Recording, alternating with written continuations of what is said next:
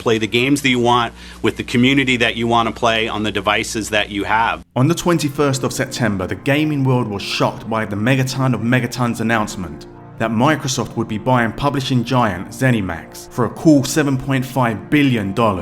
Immediately after, almost everyone was asking the question, does this mean Starfield and The Elder Scrolls 6 will no longer be coming to PlayStation 5? But Microsoft didn't want to answer.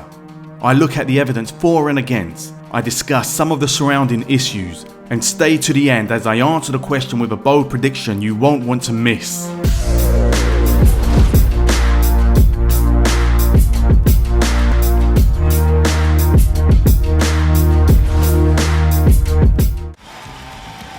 Back in 2018, Bethesda held their E3 press conference. Todd Howard on stage was the consummate host, confident, playful, perfectly teasing the audience in the theatre and watching worldwide via streaming. Amongst the many big name titles revealed, two that showed the least in their trailers but had the biggest reaction were Starfield, a sci-fi RPG, and The Elder Scrolls 6, the next in Bethesda's tremendously popular fantasy RPG series. Not much was said about them after, but they received excited coverage from the game's media and gamers who had played and enjoyed Skyrim on PlayStation, Xbox and PC and were now ravenous to play the sequel.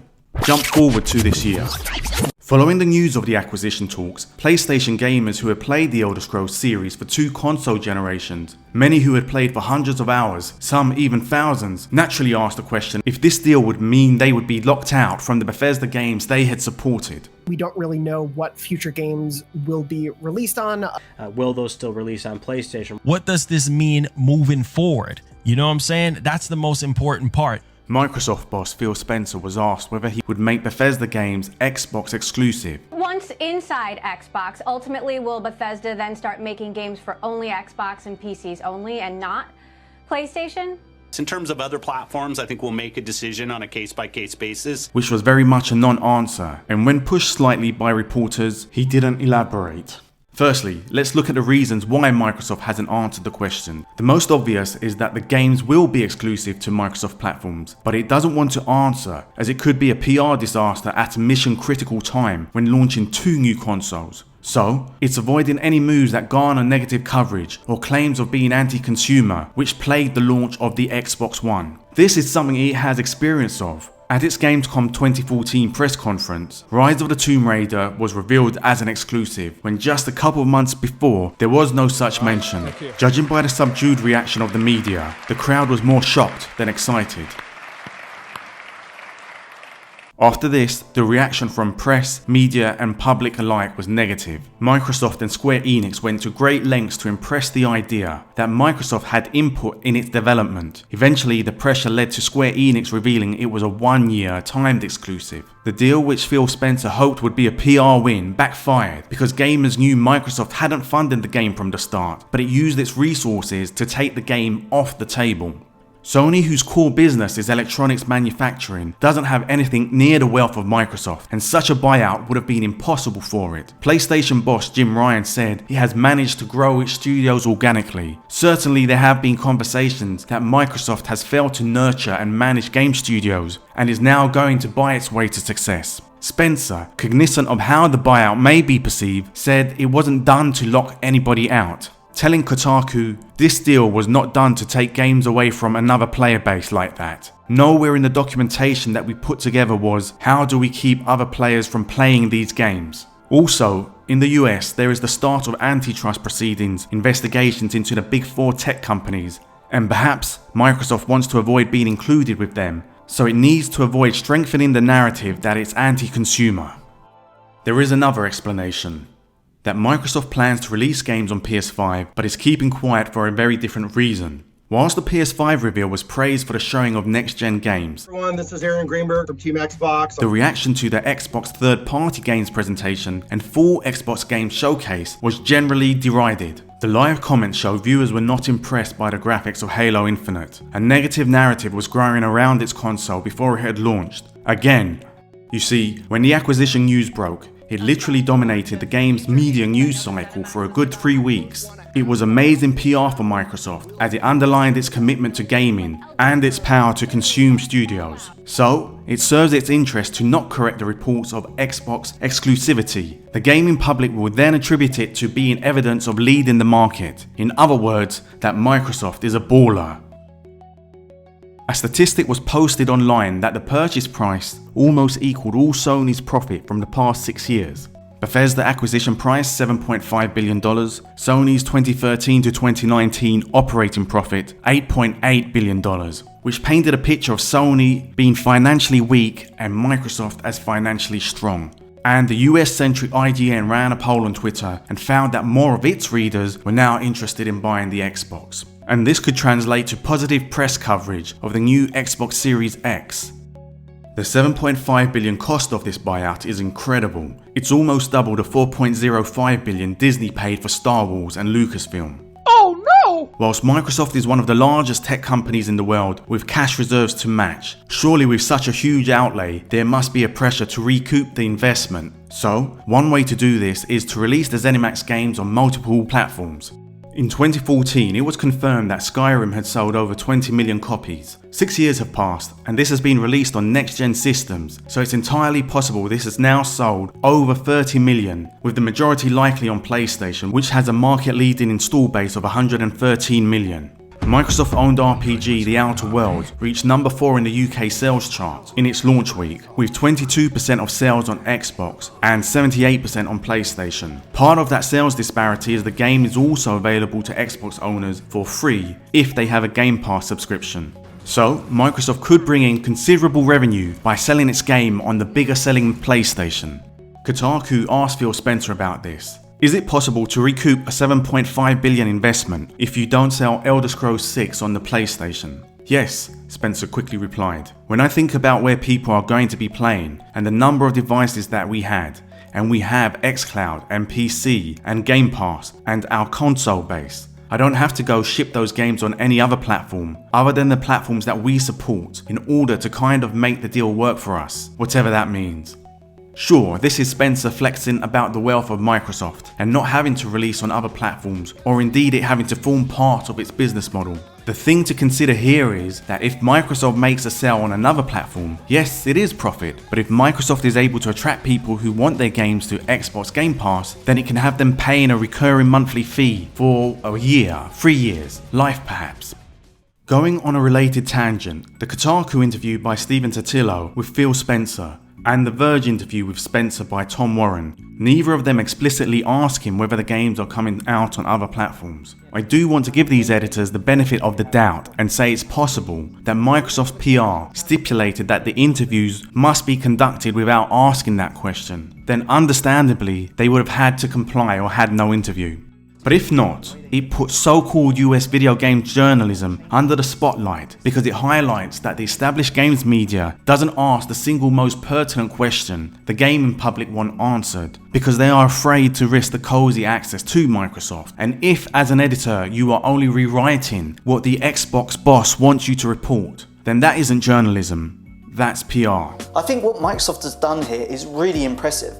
YouTuber Angry Joe Vargas has built up a loyal Hispanic following, as well as a huge following with the broader gaming community. After the 2013 E3 showing of the Xbox One, and the reveal that it required 24-hour check-in, the larger established gaming and tech websites mildly referred to the issues, but downplayed them probably for fear of losing access to Microsoft. But you guys also have the option to disable. I know it's very simple to disable the 24-hour check-in and the one. Do you? Are you on the development team? No, I am not. Okay, so I think that's a a little bold of you to say it's simple. Joe Vargas, without any sort of journalism training or background, had the integrity to ask the questions that established media outlets and reporters refused to. And for that, he was denied what can be highly lucrative early access to the Xbox Series X, although this was given to content creators that better reflect the Xbox heartland. Hey guys, this is Austin. Matt, how much is Microsoft paying you? Not enough. Releasing games on PS5 could benefit Xbox in the long run in a way that is not immediately quantifiable by promoting the value of Game Pass. Let's say Microsoft makes Starfield multi-platform and PlayStation owners pay £60 or $70 for it. They see that Xbox owners get it for free on Xbox with Game Pass, which makes it seem like really good value. $70 seems expensive by comparison, but short of buying a new console, which most people won't be able to afford, that's the cheapest way for them to play it. But come the time to upgrade to the next generation or whenever, or if there is a special offer on an Xbox console, maybe then they will consider joining the Xbox ecosystem. Phil Spencer has suggested that whilst the buyout of ZeniMax is still in progress, it is illegal for him to give instruction to Bethesda on how to operate its business or make public statements about Microsoft's plans until the sale has gone through. In an interview he said, "But I say that because I want people to know I'm not sitting down with Todd Howard and Robert Altman and planning their future, because I'm currently not allowed to do that. That would be illegal. Your question is completely inbound, but I get a lot of questions right now. Is this game exclusive? Is this game exclusive? And right now, that is not my job in regards to ZeniMax. My job is not to sit down and go through their portfolio and dictate what happens." So, making Bethesda games exclusive to Xbox isn't illegal in itself. However, Microsoft stating that they should be exclusive now is illegal. But notice that Phil Spencer used the words "right now", meaning that it is not within his remit to decide which games are exclusive, but likely will be after the buyout is complete. Is this gonna make you want to buy an Xbox now? Some of y'all saying nope. I think it's fair to say that for fans of The Elder Scrolls, the series is beloved. Surely then for PlayStation owners who have put in hundreds of hours, if they can no longer play the next game, it will make them compelled to buy an Xbox? Phil Spencer says otherwise. The fact that we sell our games on PC does undermine one of the value propositions in that it doesn't force somebody to go buy our console. He's not directly referencing competing consoles, but the meaning is clear. Barring the most devout of fans, the majority of gamers entrenched in the PS5 ecosystem won't suddenly decide to buy an Xbox to play the Bethesda games. Whether because of brand loyalty or simple financial ability, the reality is that most gamers will have one console and will stick to it. The world is changing. In the midst of the global pandemic, movie theatre business has temporarily collapsed, with studios reluctant to show movies to an audience that doesn't show up. People's lives have turned to WFH, others have lost their jobs, so people are spending more time at home, watching streaming TV services and gaming more. Nintendo console sales are up, PlayStation digital product sales are up, Game Pass subscriptions are up, Twitch viewership is up. Gaming is the future of entertainment, and it will obliterate everything in its path. And Microsoft boss Satya Nadella knows this. Microsoft could release the Bethesda games on PlayStation 5 because of its plans for The Elder Scrolls 6. As discussed earlier, it will be paying an extraordinary amount for these games, so why did it do it? If you think that it was so it could boast the triumvirate of Halo, Forza and Gears games with Doom and Wolfenstein, well, actually, you would be partially right on that, but that's not the main reason. Forget games as a service. Think bigger. Games as a platform. At this moment in time, there are only 3. Can you name them? Fortnite, GTA Online, and Minecraft.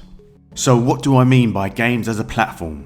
These are games that are so massive in user base and in capability to generate revenue and that have a persistent longevity. But the fact that they are not tied to a specific gaming hardware is what has allowed them to become so ubiquitous, because they become a universal gaming destination that anybody and everybody can visit and live in. Think of it as the gaming equivalent of the water cooler TV program, Breaking Bad, Lost, Game of Thrones. If the games had been restricted to one platform, their growth on that platform would actually be weakened, because it's the universal participation that has spurred such dramatic growth.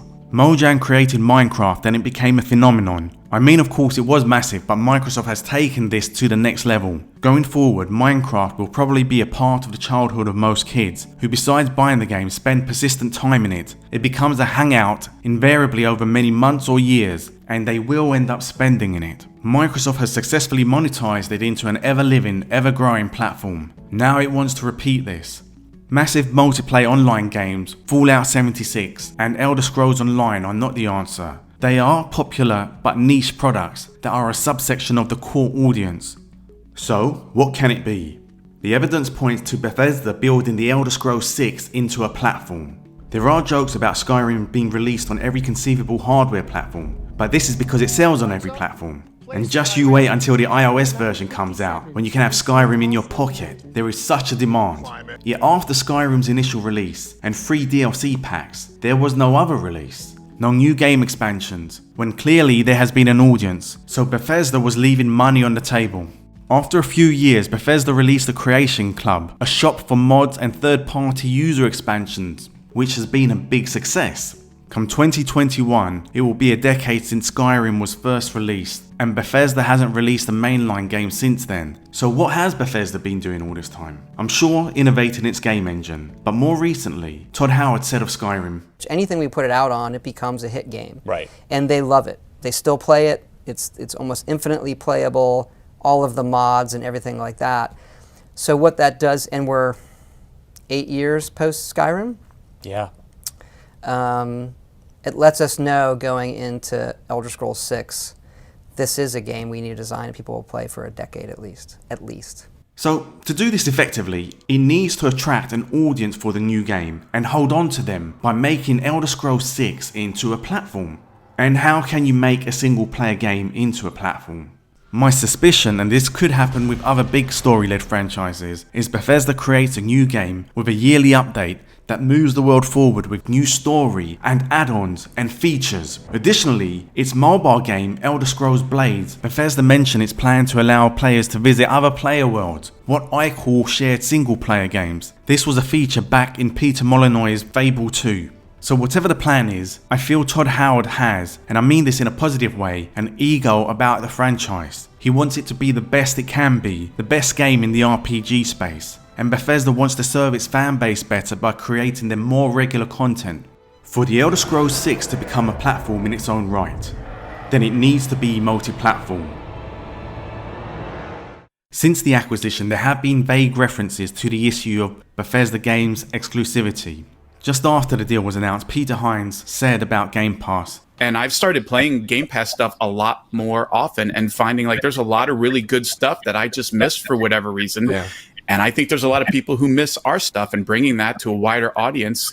You know, one of the early mantras that I learned from Todd was, we want as many people as possible to play our games. This is slightly ambiguous. It can mean Hines and Howard want to see Bethesda games on as many products in the Xbox ecosystem as possible, such as Xbox consoles, Android phones and PCs, or as many platforms as possible, including third-party consoles. Todd Howard echoes this.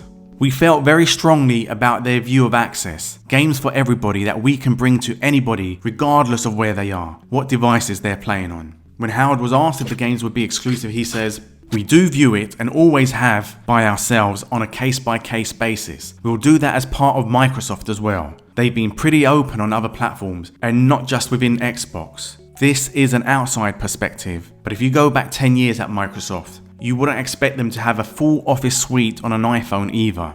Microsoft, under CEO Satya Nadella, has moved to becoming platform agnostic with Office. Here, Howard is trying to illustrate that Microsoft could do that again in the gaming space. In his most recent interview, he was pushed about this further. An interviewer said, "Ultimately, it's hard to imagine that, despite the power Microsoft has over Bethesda, it could restrict the Elder Scrolls 6, for example, to its own platforms, especially given the running joke that its forebear, Skyrim, is available on every device imaginable, including Alexa." And Howard replied to the reporter, "I would agree that is hard to imagine." Howard smiles, but offers no more on the matter. He also illustrates some of the ways Bethesda has partnered with Xbox in the past for its games. Morrowind was basically a console exclusive. Oblivion was a 1-year exclusive. Skyrim DLC was exclusive for a long period of time. Now, here's a killer bit of detail, so sit up and pay close attention. Phil Spencer, in a more recent interview with Game Reactor, said, "Our high-level goal inside of our team, of how we measure ourselves, is how many people are playing on Xbox. And when we say playing on Xbox, it doesn't mean an Xbox console. It means anybody who is logging in and playing a part of our ecosystem, whether first party or third party. And it could be on an Android phone, it could be on a Switch, it could be on a PC. That's how you think about it." This underlines that when Microsoft refers to Xbox, it is talking about the gaming service, not the console units. This means an Xbox login, the Microsoft account, is what Microsoft is after, what it values most, what it esteems the most. Because an Xbox account, no matter what hardware it's being used on, is still a Microsoft account. When there was a major upgrade for Minecraft, Bedrock, it allowed for cross-platform play and new features. Microsoft refused to bring it to PlayStation until Sony agreed to allowing an Xbox login on PS4. Considering everything discussed, I'm putting my cards on the table and telling you that Starfield and The Elder Scrolls 6 are coming to PlayStation 5, and you can quote me on that. Of course, there could be conditions, such as a delayed release or requiring an Xbox account. And if I'm wrong, so be it. But at this moment in time, that's what I think is the most likely. The Elder Scrolls games have had such an impact on the gaming community, its history, and its lexicon. And it would be a shame that when the next game in the franchise and Starfield are released, if loyal PlayStation fans of Bethesda receive the second-class service, or never get to play them at all. It would also be highly disappointed for the creative teams at Bethesda if after all the many thousands of hours being put into crafting their games, less people get to experience on equal terms the joy of the wondrous worlds they've created.